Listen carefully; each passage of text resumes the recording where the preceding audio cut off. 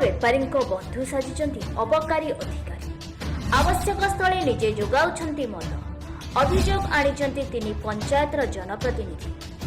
चोरा निशा व्यवसाय करी थरे मात्र ननांक नजर को आसीपारे कच्चे पुओ बार एमिति एक अभियोग आनिଛନ୍ତି तीनोटी पंचायतर प्रतिनिधि माने। सूचना अनुसार संरा गोपालपुर एवं बीरीतोल पंचायतर सरपंच पूर्वतन सरपंच एवं अन्यान्य जनप्रतिनिधि समेत बुद्धिजीवी माने चोरा निशा व्यवसाय अतिष्ठ होई एहा उपरे रोक लगाइबा जिला प्रशासन अबकारी अधीक्षक एवं 5टी अध्यक्षक निकट में लिखित अभियोग करिसेंति। अभियोग अनुଯାयी तिर्तोल अबकारी थाना अधिकारी बलराम दास तथा निशा बेपारी अति आदरर नना चोरा निशा कारबार को प्रशय देवा सहित आवश्यक स्थले निजे निशा द्रव्य नहीं चोरा निशा व्यवसायी निकट में पहुंचाइबार एक माध्यम साजिଛନ୍ତି।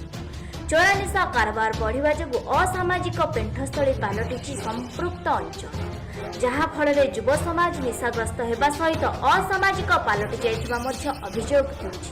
अनेक समय जनसाधारण समेत नाबालिका छात्र माने एही असामाजिक व्यक्ति मानक शिकार होउथिबा देखिबाकू मिलुछि।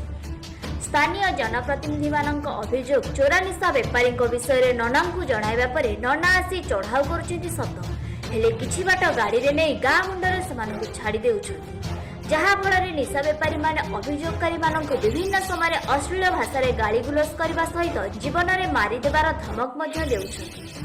ननांक उपर अतिष्ठ होई तीन पंचायतर जनप्रतिनिधि एवं बुद्धिजीवी माने एने जिलापाल जगतसिंहपुर जिला अबकारी अधीक्षक 5टी अध्यक्षक लिखित भाव जणाई। अभियोग रे एहा मध्य दर्शाई जे बलराम दास घर जगतसिंहपुर जिला होइतिबा बेले चाकरी जीवन आरंभ दीर्घ 15 वर्ष धरी निज जिले में अवस्थापित अछंती, जहा फल तांको एभली दुर्नीति करबाकू सहज होउछि। एने बलराम दास को जोगाजोग करबा परे तांको उत्तर रहिथिला आपण आम अधीक्षक को प्रश्न करंतु।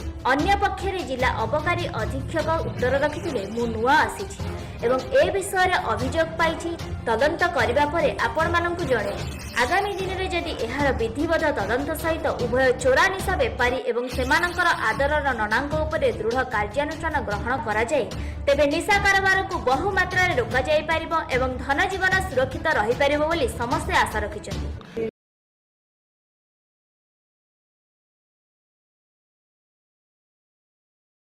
मो नाम मिनती साहू, मो सहरा ग्राम पंचायत नायब सरपंच एवं जो गाँ गहली में चोरा मद बेपार होकू रोकवाई बलराम दास पैसा पत्र लेकिन मद बेपार लोक साहस दौरान बदली कराई आमर अभियोग कमिशन को जन चाहूँ जो नना एसआई अच्छा ना डाक्टर ना नना से ठिकार मद बेपारी की धरुचंती एवं तांकु नेइकिरी किछि पणी खाइकिरी 10 मीटर 15 मीटर दूर रे छाड़ी दउचंती। एटा दिबार सत्य से माने आसिकिरी कहले हमर कोन करूछ आमे गलु आइलु एणी के आउरी बेपार करिवु। एक सरपंच गोपालपुर होची एक्साइज जी अछंती हमर बलराम दास से मद बेपारी लोक मानकु माने उत्साह करुछन जे तमे बिक आसुछन धरि नौछन दी हाथ बाटर छाड़ी दउछ। तेणु करी तांको बदली करा गले आ बेपार एठी चल माने अन्य लोक की आसिले से करबो सबु जगह तो हूँ दिहाते बाटर मद गंजेई पाउडर सबू तो चलती कौटी गाँ गहली समस्ते तो जेते दुकान सबू उठे मद कौटी ना।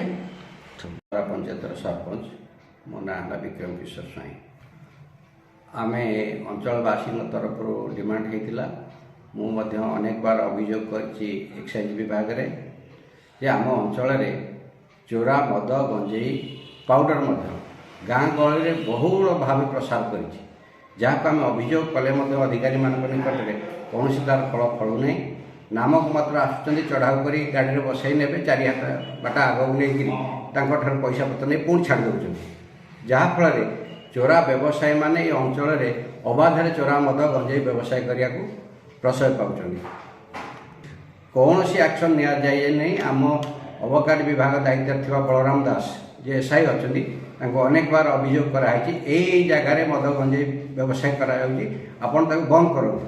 ସେ ବନ୍ଦ କରିବା ବଦଳରେ ସେମାନଙ୍କ ଠାରୁ ମାସିକିଆ ପଇସା ନେଇ ବଳରାମ ଦାସକୁ ଆମେ ଦେଖୁଛୁ ନିଜେ ସବୁ ଗାଁ ଗହଳିରେ ବୁଲି ଛୋଟ ଛୋଟ ବ୍ୟବସାୟୀଙ୍କ ଠାରୁ ପଇସା ଆଦାୟ କରି ତାଙ୍କୁ ପ୍ରୋତ୍ସାହନ କରୁଛନ୍ତି ମଦ ଗଞ୍ଜେଇ ବ୍ୟବସାୟ ପାଇଁ। ଆମେ ଦାବି କରୁଛୁ ସରକାରଙ୍କ ନିକଟରେ, ଏକ୍ସାଇଜ କମିଶନରକୁ ଅନୁରୋଧ କରୁଛୁ, ଜିଲ୍ଲାପାଳଙ୍କୁ ଅନୁରୋଧ କରୁଛୁ, ସରକାରଙ୍କ ନୀତି ନିୟମରେ ଯେଉଁଠି ବ୍ୟବସାୟ ହେଉଛି ହଉ ଆମର କିଛି ଆପତ୍ତି ନାହିଁ, କିନ୍ତୁ ସରକାରଙ୍କ ଆଇନ କାନୁନ ବାହାରେ ଯେଉଁ ଚୋରା ମଦ ଚୋରା ଗଞ୍ଜେଇ ସୁଗାର ବ୍ୟବସାୟ ହେଉଛି ଦୀର୍ଘ 15 ବର୍ଷ ହେଲା ରହି ବଳରାମ ଦାସ ଏଠି ଯେଉଁ ଧନ୍ଦା ଚଲାଇଛନ୍ତି ତାକୁ ତୁରନ୍ତ ଏଠାରୁ ବଦଳି କରାଯାଉ ଏବଂ ନିଶାମୁକ୍ତ ଏରିଆ ଗଠନ କରାଯାଉ। ଜନସାଧାରଣ ତରଫରୁ ଦାବି ହେଇଛି, ଜିଲ୍ଲାପାଳ ମହୋଦୟଙ୍କୁ ଦିଆଯାଇଛି, ମେଲ୍ ଯୋଗେ ଜଣାଯାଇଛି, କମିଶନର କଟକ ମହୋଦୟଙ୍କୁ ଜଣାଯାଇଛି, ମେଲ୍ ଯୋଗେ ମଧ୍ୟ ଜଣାଯାଇଛି ଏକ୍ସାଇଜ କମିଶନରଙ୍କୁ। ଶ୍ରୀ ପ୍ରକାଶ ଚନ୍ଦ୍ର ସ୍ୱାଇଁ, ସରପଞ୍ଚ ଗୋପାଳପୁର ଜିପି।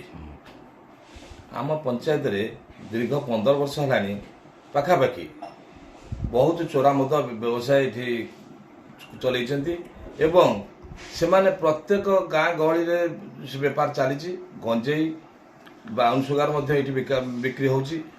ଆମେ ବହୁବାର ଥାନାରେ ଜଣେଇଛୁ ଏବଂ ଏକ୍ସାଇଜି ଆମର ଯିଏ ଅଛନ୍ତି ଏସ୍ଆଇ ବଳରାମ ଦାସକୁ ମଧ୍ୟ ସେ ବାବଦରେ ଲେଖିକିରି ଦେଇଛୁ।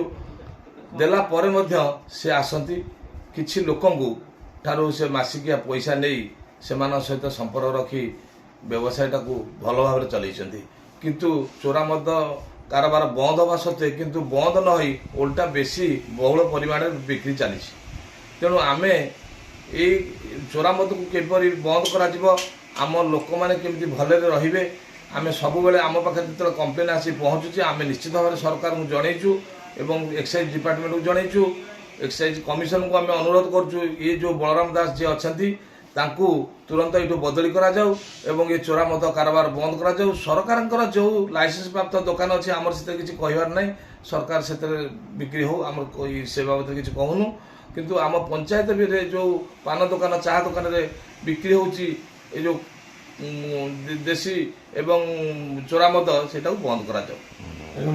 ତାଙ୍କର ଏତିକି ଆମେ ଆଉ ଗୋଟେ ଅନୁରୋଧ କରୁଛୁ, ବଳରାମ ଦାସଙ୍କର ମୋବାଇଲଟା ଟ୍ରାପ୍ କରାଯାଉ ଏବଂ ତାଙ୍କର କେଉଁ କେଉଁ ବ୍ୟବସାୟୀଙ୍କ ସହିତ ସମ୍ପର୍କ ଅଛି ଆପଣମାନେ ଜାଣିପାରିବେ। ନିଶ୍ଚିତ ଭାବରେ ଏ ଅନୁସନ୍ଧାନରୁ ଆପଣ ଭଲ ଭାବରେ ଜାଣିବେ।